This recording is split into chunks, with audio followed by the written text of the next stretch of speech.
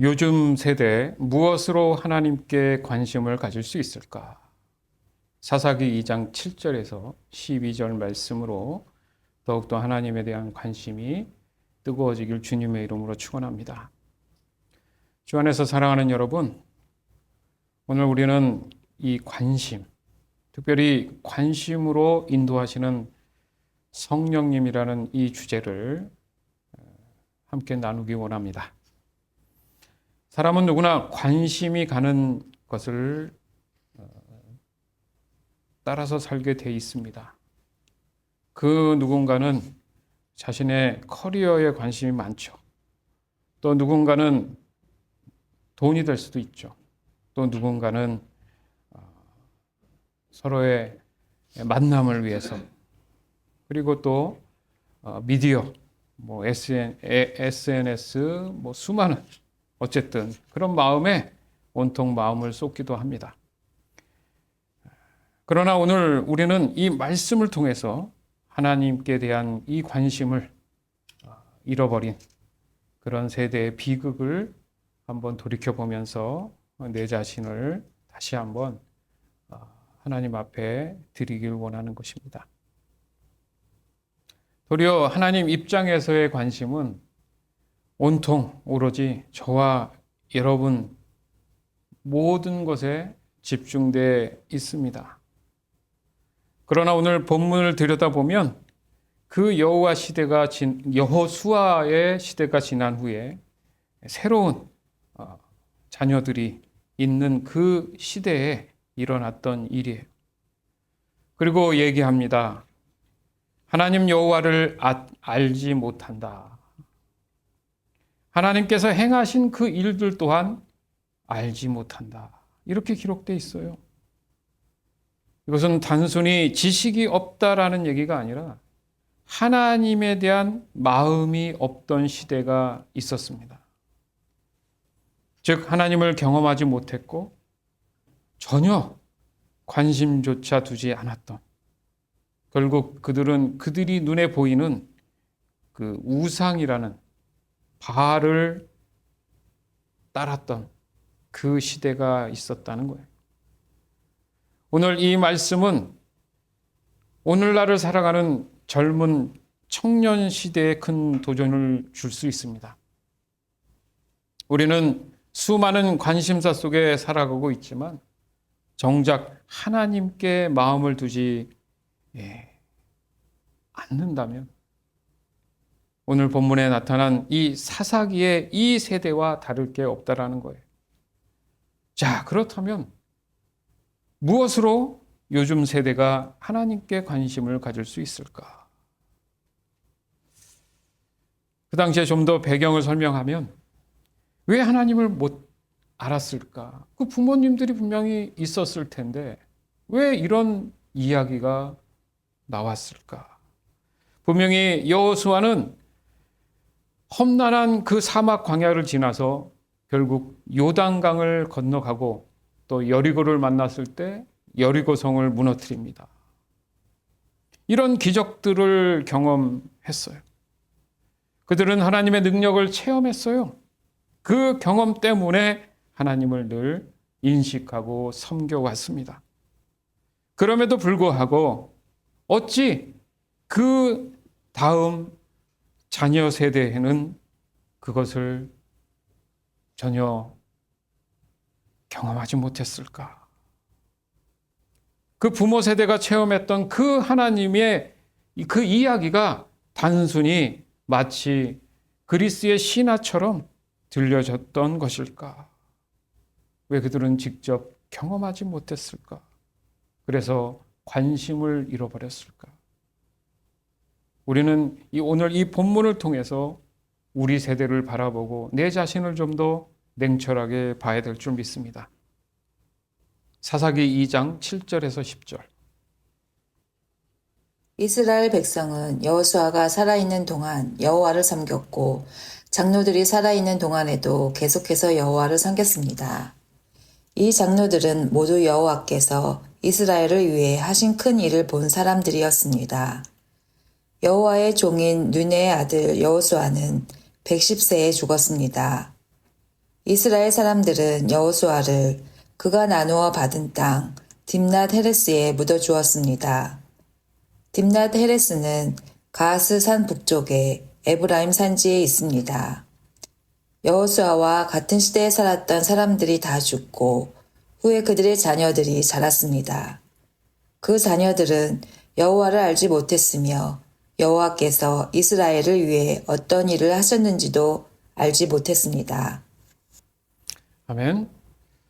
이건 무조건 아버지 세대, 부모님 세대가 잘못한 거죠. 그렇죠? 그 세대가 다 죽고 나니까 이제 더 이상 하나님에 대한 얘기가 사라져 버렸던 거예요. 이건 말할 것도 없죠. 어떻게 자녀들을 뭐라 하겠습니까? 오늘 이 본문을 준비하면서 제 자신 안에도 너무나 미안하고 안타깝고 두려움까지 그 떨리는 마음을 저도 느낄 수밖에 없었어요. 유명한 신학자 칼빈은 자신의 주석에서 이런 얘기를 해요. 하나님의 은혜의 경험은 세대를 넘어 전해져야 한다. 그러나 경험이 단절되면 본인들이 자랑하는 그 신앙은 껍데기만 남는다. 이렇게 표현했어요. 즉 하나님을 직접 만나지 못한 세대는 자연스럽게 눈에 보이는 자신들이 지금 현재 경험하고 있는 그런 것들에 다 관심을 쏟게 돼 있을 뿐이라고 이렇게 설명하고 있습니다. 따라서 우리가 첫 번째 생각할 것은 뭐냐 하면 진정성 있는 신앙이 필요하다 이거예요. 진정성 있는 신앙. 오늘날도 청년들이 하나님께 관심을 잃어버리는 가장 큰 이유 중 하나가 바로 기성세대라고 하죠. 이미 살아왔던 부모 세대, 그 어른들의 모순을 보기 시작한 거예요. 저 또한 제외될 수 없다라는 생각이 너무 들었어요.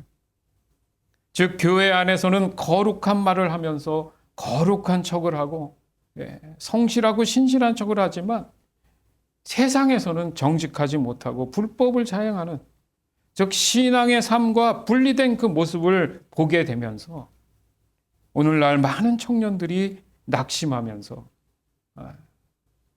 굳이 하나님을 믿어야 되나?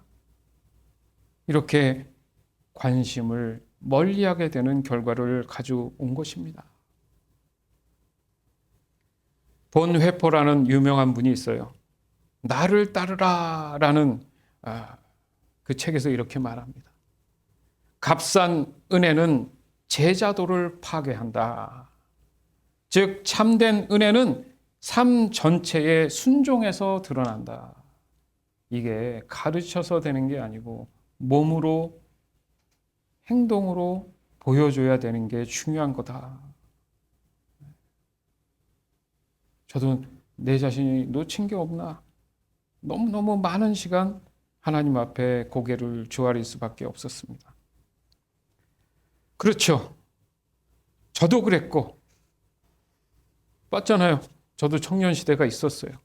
저도 그랬고 진짜 신앙을 원했던 거예요. 제 자신.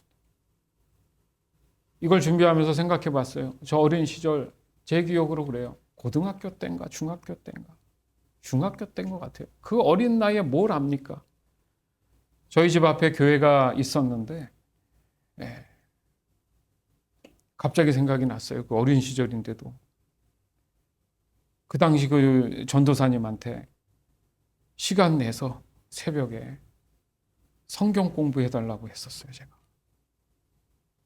기특했는지 따로 시간을 내셔가지고 그래서 교회 빈 방에서 덩그러니 가운데 앉은 그 밥상 의자 같은 걸 놓고 제가 무릎 꿇고 그 전도사님한테 성경을 어느 기간 동안 배웠던 그 생각이 갑자기 나는 거예요.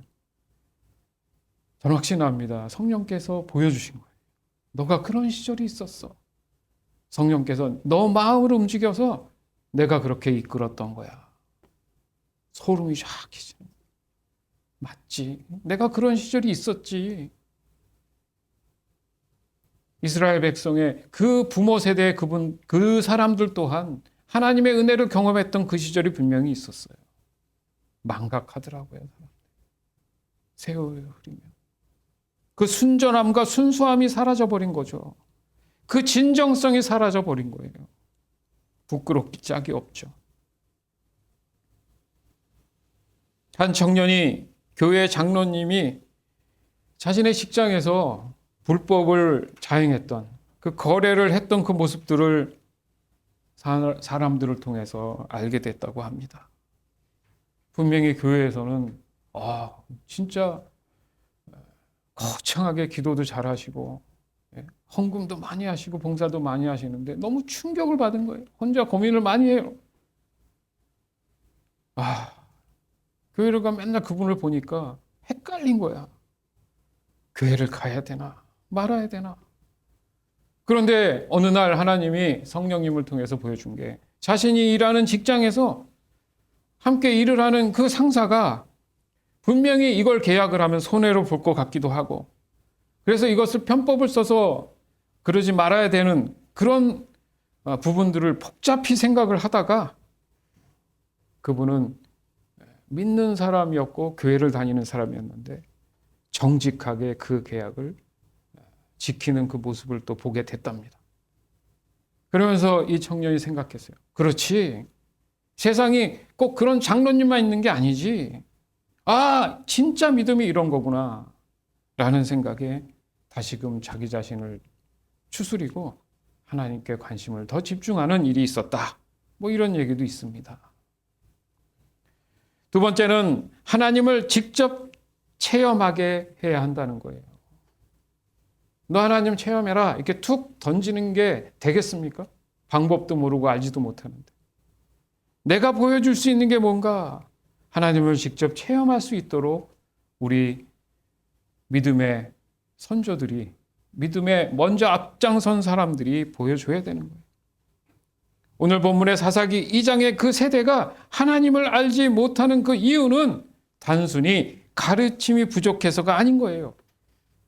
자신이 체험했던 그 하나님을 자녀들에게 늘 얘기해주고 손을 끌어당겨서 함께 경험할 수 있는 기회들을 많이 만들어 줬어야 되는데 그렇지 못했다는 거죠.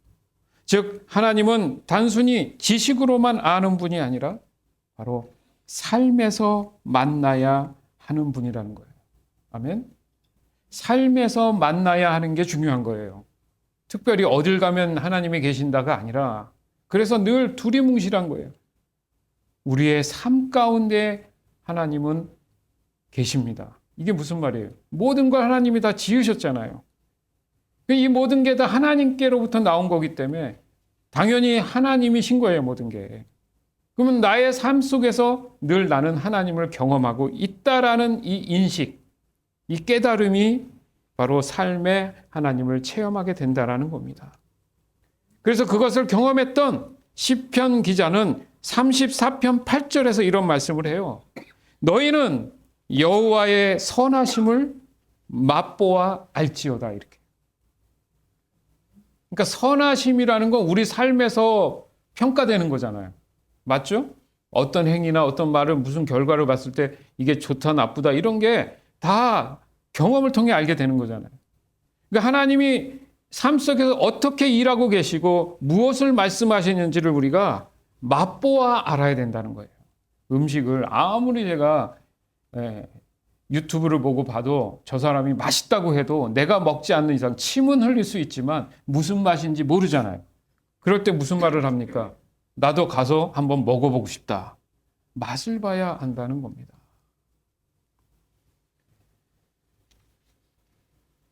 우리가 가장 치명적이었던 시대가 있었죠. 얼마 전, 몇 년 전. 바로 팬데믹 그 기간. 교회고 뭐고 다 박살이 났죠. 바로 이 코로나 때 직장을 잃은 한 청년이 있었습니다. 그는 너무 낙심했어요. 정말 최선을 다해서 살아왔는데 이게 무슨 일인가? 이건 불가항력적인 일이니까. 어떻게 해야 되나? 그래도 교회는 다녔어요. 그래서 그 교회에 가보니까 가끔씩 노숙자들에게 도시락을 나눠주는 봉사를 하는 걸 간다고 해서 마지못해 심란하니까 한번 갔다고 합니다. 나눠주는데 노숙자 어떤 한 분이 이 음식을 딱 봤더니 감사합니다. 이게 끝나는 문제가 아니라 하나님께서 이 음식을 보내주셨다 이렇게 얘기를 하더라고요. 그게 그 청년이 뒤통수를 한 대 크게 맞은 것처럼 눈물이 펑펑 났다는 거예요. 왜요? 그 노숙자가 눈물을 흘리면서 너무너무 감사한데 이건 하나님이 보내주신 거라고 고백했다는 그 소리가 떠나질 않았다는 거죠. 그래서 도리어 청년이 그래, 내가 직장을 잃었다 이거는 너무 배부른 소리였어. 내가 하나님이 있었지.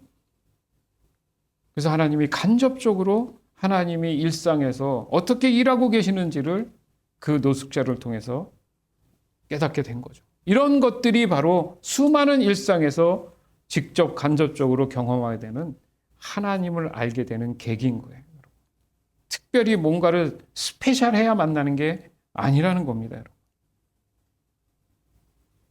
존 파이퍼 목사님이 이런 말씀을 했어요.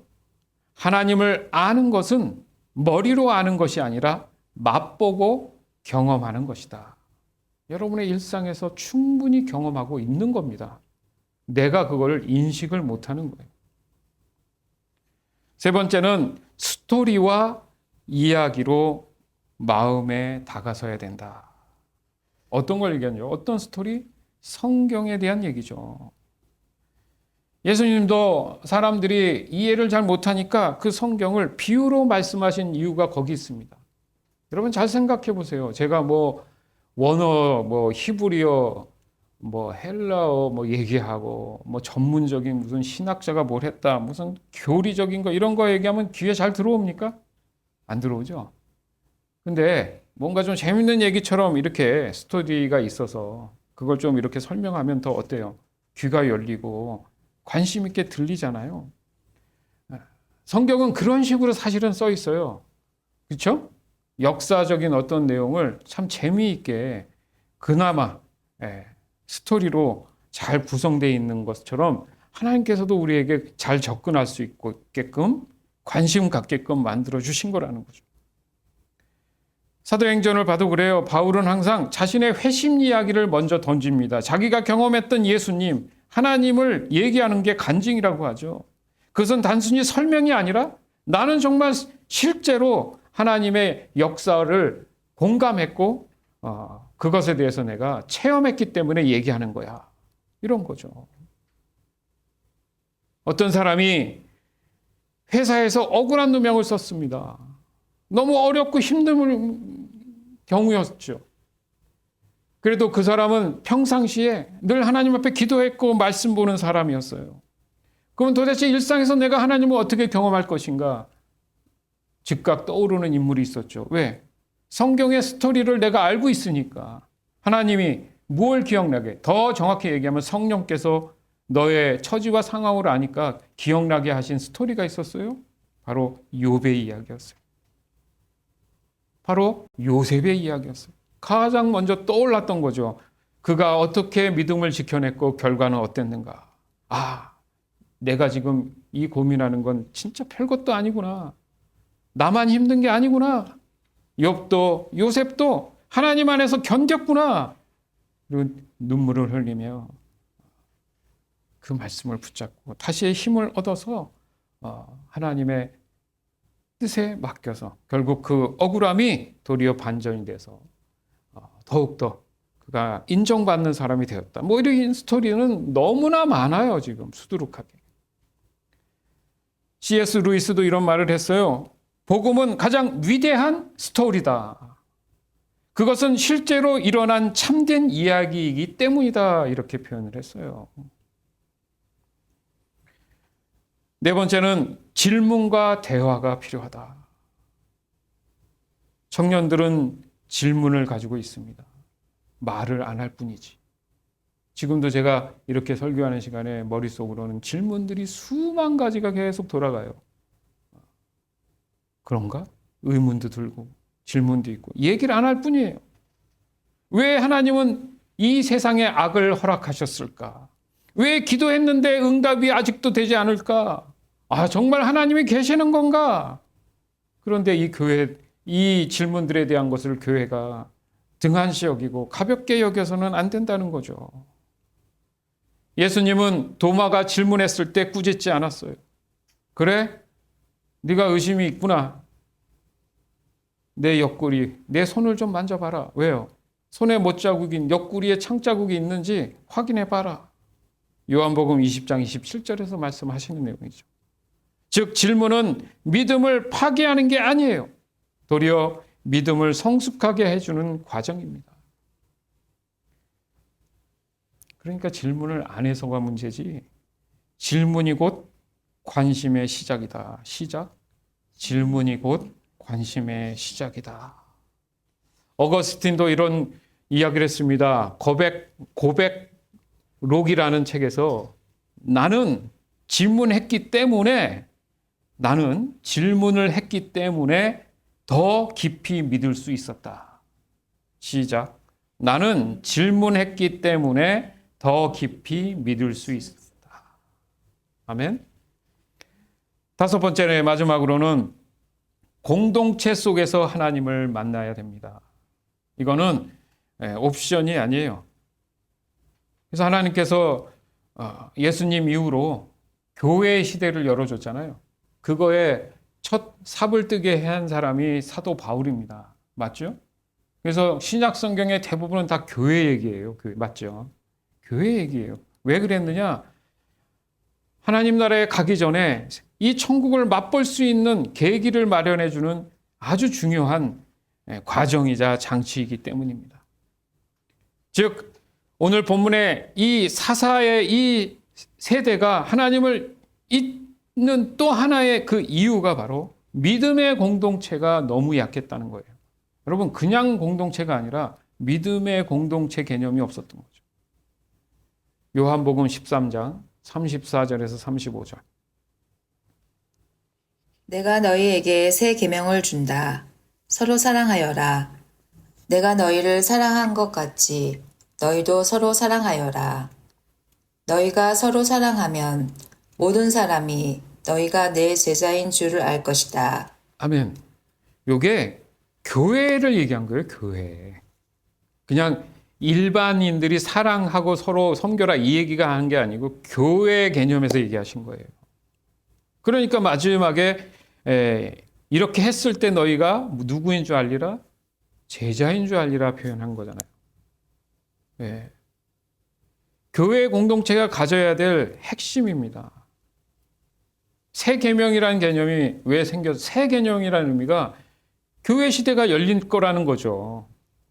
그렇게 해야지만이 이 험난한 죄악 가운데의 세상에서 그 믿음을 잘 신실하게 지켜낼 수 있고 늘 하나님의 관심 안에서 살아갈 수 있기 때문이죠. 즉 오늘날 정말 청년들은 외로운 것 같아요. 우리 때도 뭐 그랬다고 하지만 지금은 더해. 측은해. 미안하고 늘. 그 외로운 청년들에게 하나님께 관심을 가지게 하는 길은 오로지 이 따뜻한 예수님의 그 사랑이 있는 그런 공동체가 있어야 할 이유가 거기 있다는 겁니다. 우리 교회도 그랬죠. 많은 사람들이 미국으로 유학을 와요. 청년들이. 그리고 여기 우리 교회도 많이 왔다가 가는 친구들이 있었어요. 그 친구들이 혼자 와서 생활하다가 물어 친구 통해서 온단 말이죠.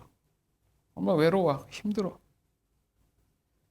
그래서 와서 가족처럼 하고 음식도 같이 먹고 거기서 시작이 돼요. 보니까 예전에 교회도 다녔는데 안 다니는 친구도 있고 아예 교회도 안 다니는 친구도 있는데 그런 시작이 곧 하나님을 경험하는 계기가 되더라는 거죠. 그죠? 네. 그러니까 우리는 그 기회를 항상 열심히 만들어줘야 되는 게 사역이고 역할이라는 겁니다. 칼 바르트라는 신학자도 이렇게 얘기했어요. 교회는 세상 속에서 하나님 나라를 보여주는 사인이다. 이렇게 표현했어요. 자, 그럼 이제 좀 더 본격적으로 요즘 세대 무엇으로 하나님께 관심을 가질 수 있을지 본문을 조금만 더 들여다보겠습니다. 오늘 본문은 우리에게 뼈아픈 현실을 직면하게 하고 있어요. 하나님께서 함께 했던 그 시대가 분명히 있었죠. 그들은 건널 수 없는 홍해를 건넜어요.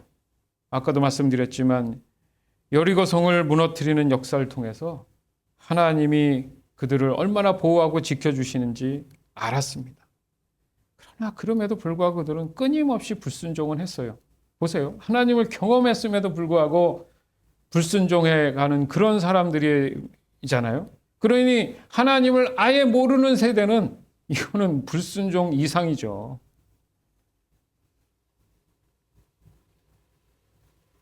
그렇습니다. 이 신앙이라는 게 그거예요. 신앙은 유전이 아니에요, 여러분. 아, 목사님, 뭐 우리가 강조하는 게 신앙의 유산 뭐 이런 얘기 하잖아요. 여러분 구분을 할 필요가 있죠. 유전과 유산은 다릅니다. 유전은요, 내가 선택할 수 없는 그냥 받아들여야 되는 거고, 그죠? 뗄래야 뗄 수 없는 거잖아요. 원턴 원치 않던. 유산은 받을 수는 있는데 선택은 내가 하는 거예요. 무슨 말입니까? 관리가 잘못되면 사라지는 거예요. 이해되십니까? 그래서 믿음의 유전이란 말을 쓰지 않아요. 믿음의 유산이라는 말을 쓰지. 그래서 신앙은 유전이 아니에요. 즉 믿음은 자동으로 이루어지지 않아요. 즉 성령의 도우심의 그 역사가 없이는 분명히 다음 세대로 이어갔을 때 하나님을 잃어버릴 수 있습니다. 또한 반대로 하나님을 잃어버리지 않을 수도 있습니다. 성령의 도우심과 역사가 있느냐 없느냐가 중요하다는 얘기죠. 오늘날 미국 교회, 뭐 한국 교회, 전 세계에 있는 교회가 직면한 이 현실 또한 지금 저는 동일하다고 생각을 해요. 청년들이 교회를 떠나고 있죠. 이 교회의 청년층이 다 그 허리가 사라져가고 있어요. 즉 자녀 세대가 하나님께 이 무관심해지는 이 현상, 그것은 지금 시작된 것은 아니지만 우리가 지금 현실을 살면서 우리도 뼈저리게 느끼는 이 사사기 시대의 현실을 오늘도 다시 반복하는 것을 우리는 봅니다. 뭐 영원히 청년이 죽을 때까지 청년입니까? 그 청년도 나중에는 어른이 되고, 그죠? 또 다음 세대의 청년을 바라보게 될 거 아니에요. 무슨 얘기를 하고 싶으냐? 여러분, 이것에 대해서 우리가 더 이상 답이 없다. 낙심할 필요가 없다는 얘기예요. 그 얘기를 하고 싶은 겁니다. 왜냐하면 여전히 지금 이 순간에도 성령께서 새 일을 행하고 계신다는 이 사실이 중요한 겁니다. 그러면 내가 뭘 놓쳤을까? 성령님을 구하지 않았구나. 네. 성령님이 내 안에 있음을 내가 잃어버렸구나. 잊어버리고 있었구나. 성령께서는 도저히 할 수 없는 일들을 이루십니다. 즉 메마른 그 뼈들을 다시 붙이시고 살리시는 그 역사를 우리는 성경에서 분명히 그 스토리를 알고 있어요. 즉 알지 못한다의 이 비극, 이것에서 벗어날 수 있는 기회는 곧 우리가 성령을 의지하고 구했을 때 시작된다는 거죠. 오늘 본문에 보면 그 세대는 여호와를 알지 못했다. 이게 원어로 야다라는 말이 있는데 이건 단순히 지식, 그냥 머리로 아는 것에 대해서 알지 못했다는 의미가 아니라 그 내용, 그 단어의 설명이 곧 체험적이고 인격적으로 알지 못했다 이거예요. 심각한 거죠. 아예 개념이 없는 거예요, 개념이. 즉 그들은 하나님을 정보로 몰랐을 뿐 아니라 하나님의 임재를 경험한 적이 없던 거예요.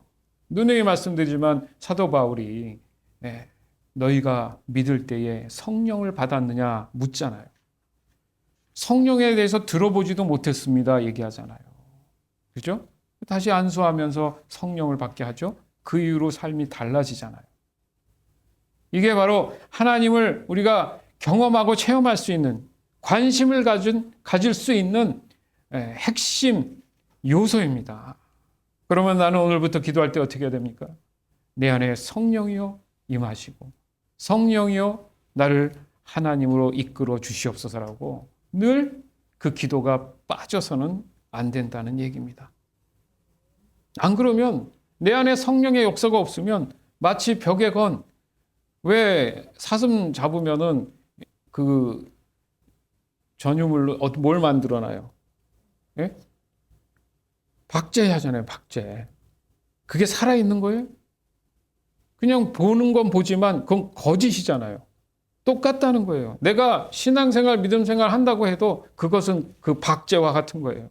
그냥 내 만족을 위해서 기념하는 것뿐이라는 거죠.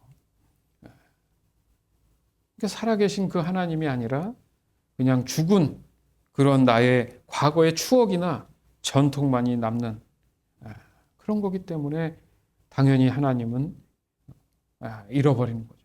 관심조차 갖지 못하는 그런 시간들을 보낼 수밖에 없는 거죠. 그래서 사람들은 얘기합니다. 오늘날 교회가 힘을 잃은 이유가 바로 여기 있다고. 어때요? 예배가 지식만을 전하고 설교가 성령의 불을 잃어버리는 그런 결과들이 오면 당연히 젊은 세대는 떠날 수밖에 없다는 거죠. 즉 성령 없는 그 신앙은 무너진다 이 얘기입니다. 여호수아 그 시대에 체험이 분명히 있었죠. 홍해를 보았고 만나를 먹은 경험이 있었어요. 여리고성을 무너뜨린 경험이 있었어요. 그러나 그 세대 첫 세대의 부모들이 죽고 나서 다음 세대가 가나안으로 들어갔잖아요. 그러니까 점점점 하나님에 대해서 더디고 사라지기 시작했다는 거죠. 바로 오늘 청년 세대에 이 교회를 떠나는 이유가 그런 거예요. 단순히 교회가 재미없어서가 아니라는 거죠. 바로 하나님의 살아있는 그 능력을 경험하지 못했기 때문이라고 이야기합니다. 여러분 기억할 필요가 있어요. 성령이 없는 교회는 무덤과도 같은 거예요. 그래서 성령이 없는 그 신앙은 우리가 아까도 말씀드렸지만 껍데기 신앙이다. 따라서 오직 성령의 역사로만이 다음 세대가 살아날 수 있다. 저는 그렇게 결론을 내릴 수밖에 없습니다. 그리고 내 자신을 하나님께서 이 시간 돌아보게 하신 것 또한 인정할 수밖에 없어요. 즉 요즘 세대가 무엇으로 하나님께 관심을 가질 수 있을까? 답은 오직 하나, 성령의 인도하심의 역사가 있어야 된다는 것을 깨닫게 됩니다. 바로 성령이 역사하시면 메마른 심령이 살아난다. 성령이 임하시면 무관심한 이 젊은 세대가 하나님을 반드시 갈망하게 돼 있다. 사도행전 2장에도 그랬죠. 교회가 출발할 시점에 오순절에 그 성령이 임하자 베드로가 설교한 그 단 한 번에 3,000명이 회심하면서 돌아오죠. 하나님께 관심을 갖기 시작했다는 거죠. 저 사람은 왜 하나님께 관심이 없을까 하지 말고 먼저 성령을 내가 구해야 돼. 그 성령의 인도하심과 기름 부음을 통해서 내 말을 듣고 사람들이 하나님을 경험하기 시작한다는 거죠. 에스겔 37장에도 그래요. 마른 뼈들이 성령의 바람으로 살아나고 대군대가 되었다. 이런 표현을 합니다. 즉 우리가 살아가는 오늘날도 동일하다고 저는 확신합니다. 그냥 말로 설득하는 그런 젊은 세대들은 변하지 않아요. 뭔가 프로그램을 멋지게 만든다고 청년들을 붙잡을 수 없어요. 오직 성령의 강력한 역사만이 그들을 하나님께로 돌아올 수 있게 할 수 있습니다. 몸만 돌아온다는 얘기가 아니에요. 팀 켈러라는 분이 계세요. 얼마 전에 암으로 돌아가셨는데 이 젊은 청년들을 향한 사역을 많이 하신 분이에요. 그분이 얘기합니다. 젊은 세대가 원하는 것은 단순한 종교가 아니다. 그들은 진짜를 원한다. 진짜. 교회가 복음을 말로만 전할 것이 아니라 핵심이죠. 그분도 성령 안에서 살아계신 그 예수 그리스도를 보여줘야 한다. 이렇게 표현하셨어요. C.S. 루이스도 얘기합니다. 순전한 기독교에서 이렇게 얘기하죠. 인간의 마음은 하나님을 향한 갈망으로 이미 창조되었다. 그러나 그 갈망을 다른 것으로 채우려고 할 때 더 큰 공허함만 남을 것이다. 즉 성령이 임하실 때만이 그 공허함은 채워줄 수 있다. 이렇게 표현했어요. 한 번 더 소개할까요? 본회포라는 분 다시 한번 말씀드리지만 성령 없는 은혜는 값싼 은혜다. 성령 없는 교회는 이미 죽은 교회다. 이렇게 표현을 했습니다. 사사기 2장 11절에서 17절. 그래서 그들은 악한 일을 하였고 바알 우상들을 섬겼습니다. 그들은 여호와께서 보시기에 나쁜 일을 했습니다. 그들은 이스라엘 백성을 이집트 땅에서부터 이끌어내신 조상들의 하나님 여호와를 배반하고 주변 사람들이 섬기는 신들을 섬기기 시작했습니다. 그 때문에 여호와께서 분노하셨습니다. 이스라엘 사람들은 여호와를 따르지 않고 바알과 아스다롯을 섬겼습니다. 이스라엘 백성에게 화가 나신 여호와께서는 약탈자들이 이스라엘 백성을 공격하여 그들이 가진 것을 빼앗게 하셨습니다. 여호와께서 이스라엘 백성을 주변 원수들에게 넘겨주셨으므로 그들은 적들이 공격해 오는 것을 스스로 막아낼 수 없었습니다. 이스라엘 사람들은 싸우러 나갈 때마다 졌습니다.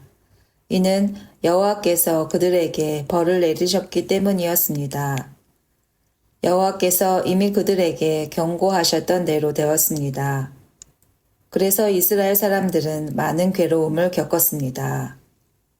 그때에 여호와께서는 사사라고 부르는 지도자들을 세우셨습니다. 이 지도자들은 약탈자들로부터 이스라엘 백성을 구해 주었습니다. 하지만 이스라엘 사람들은 사사들의 말을 듣지 않았고 하나님을 잘 믿지도 않았습니다. 그들은 하나님 대신 다른 신들을 따랐습니다. 옛날 그들의 조상은 여호와의 명령에 순종하였지만 이제 그들은 더 이상 순종하지 않았습니다. 옛날 그들의 조상은 여호와의 명령에 순종했지만 이제 그들은 더 이상 순종하지 않았습니다. 이스라엘 백성에게 화가 나신 여호와께서는 그들이 나가서 싸울 때마다 졌어요. 지게 하신 거예요. 왜냐하면 여호와께서 그들에게 벌을 내주셨기 때문입니다.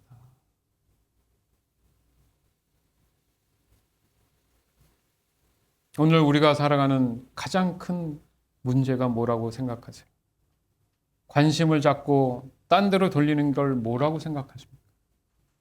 멀리서 찾을 필요가 없어요. 스마트폰이죠. 이 스마트폰 이 세대의 이 허무함. 여러분, 이건 너무 지금 익숙하고 자연스러운 일들이에요. 스마트폰 자체가 나쁘다고 얘기하는 게 아니잖아요, 지금. 이게 자제가 안 되고 컨트롤이 안 돼서 그러는 거잖아요. 붙잡고 하루 종일 살아가는데 마음이 여러분 풍성해집니까? 예? 마음이 아주 기쁘고 평안이 와요?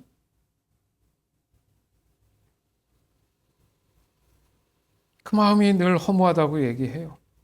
그렇기 때문에 오직 성령만이 그 마음에 그 공허함을 채울 수 있음을 우리가 경험해야 한다는 얘기를 하고 싶은 거예요. 남이 해주지 못한다니까 여러분. 자기 관리는 자기가 해야지 누가 해줍니까? 백날 해도 안 돼요. 잔소리로 들리지. 나중에 땅을 치며 후회하죠. 아유, 그 말 들을 걸.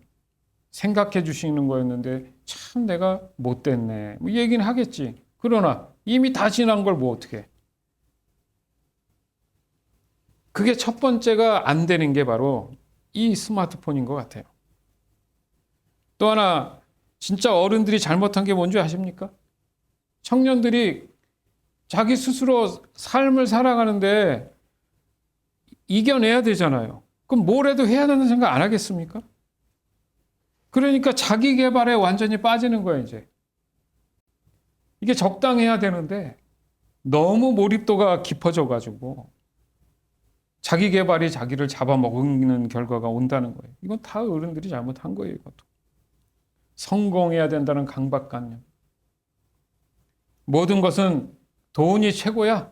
돈으로 다 해결되니까. 이런 것도 조장을 바로 이 믿음의 부모 세대가 잘못 물려줄 수도 있다는 그런 조심성 있는 얘기가 나오는 겁니다. 그런데 끊임없이 이게 채워져요? 돌발적인 상황들이 너무 많이 벌어지니까 지치는 거야. 그러니까 자꾸 딴 생각을 하게 되는 거죠. 그래서 어느 날 세월이 흘러보니까 한다고 했는데 이런 고백을 하죠. 아, 진짜 안 해본 거 없이 다 해봤어. 근데 결국 오늘날 내가 이 나이 들어 보니까 하나님 없이는 아무 의미가 없었네. 아니, 누가 비슷한 고백을 했죠. 전도서를 쓴 누구예요? 솔로몬이.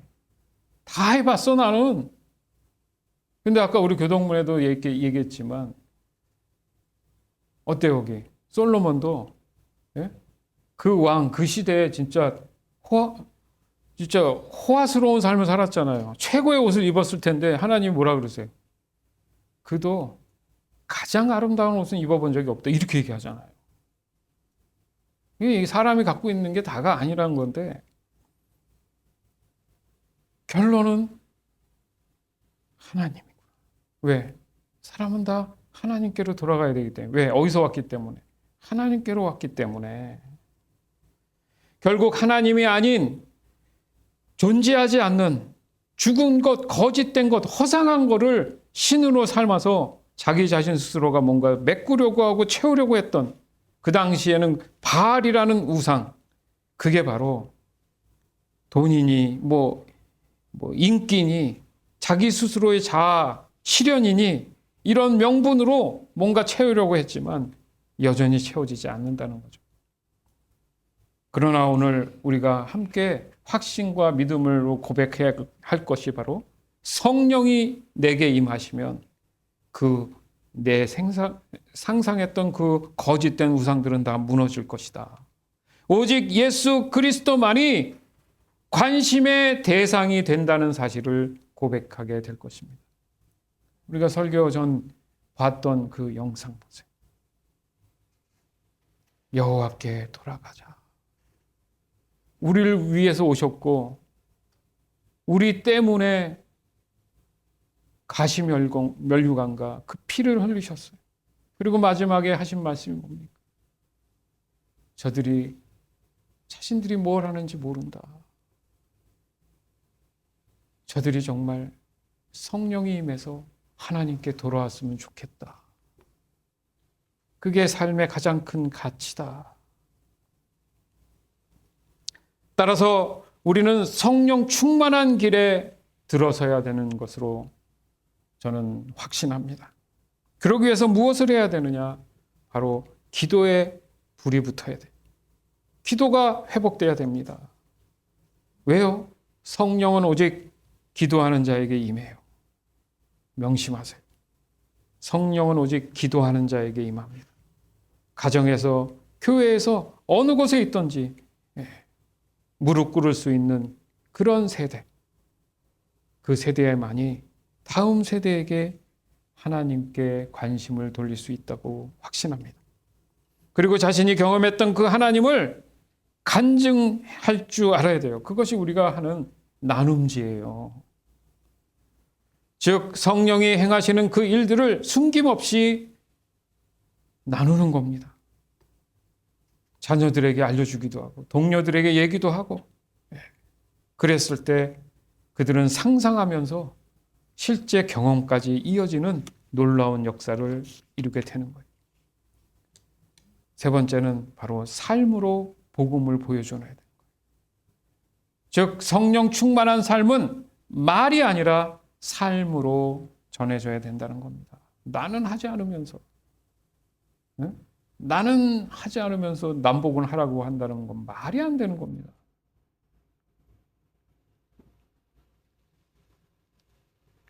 따라서 바로 이 성령이 주시는 이 세대의 회복, 오늘 우리가 다음 세대에 줄 수 있는 그 모든 일들, 곧 성령께서 오늘도 새 일을 행한다는 그 사실, 바로 성령은 죽은 이 세대를 살린다는 이 사실, 성령은 무관심한 청년들을 하나님의 군대로 세우신다는 이 사실, 또한 성령은 메마른 교회를 다시 성령의 불로 일으키신다는 이 사실.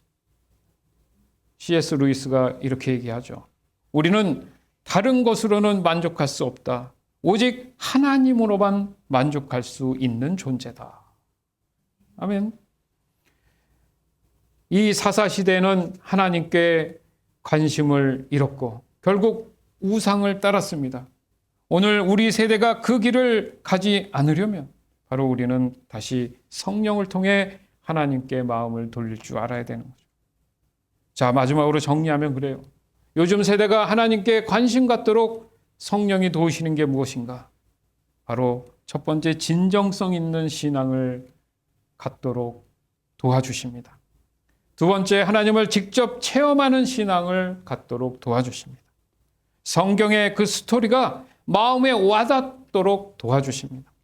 또한 하나님께 질문할 수 있도록, 그리고 그 대화를 통해서 하나님을 더 깊이 알아가게끔 도와주십니다. 특별히 감사한 것은 바로 믿음의 공동체, 곧 교회 안에서 하나님을 경험할 수 있고 관심 가질 수 있도록 인도해 주시는 거예요. 요즘 세대가 이 5가지를 정말 성령 안에서 붙잡을 수 있다면 하나님께서는 오늘 우리 세대를 다시 부흥의 불길로 일으켜 주시면서 곧 성령께서 오늘 우리 가운데 임하셔서 우리의 가정을 새롭게 하고 교회를 새롭게 하고 관계나 모든 일들을 하나님께서 회복시켜 주실 것을 믿습니다. 따라서 우리가 이 믿음으로 고백하는 우리의 이 소중한 시간이 바로 성령이 임하는 그런 시간이 될 줄 믿습니다. 아멘.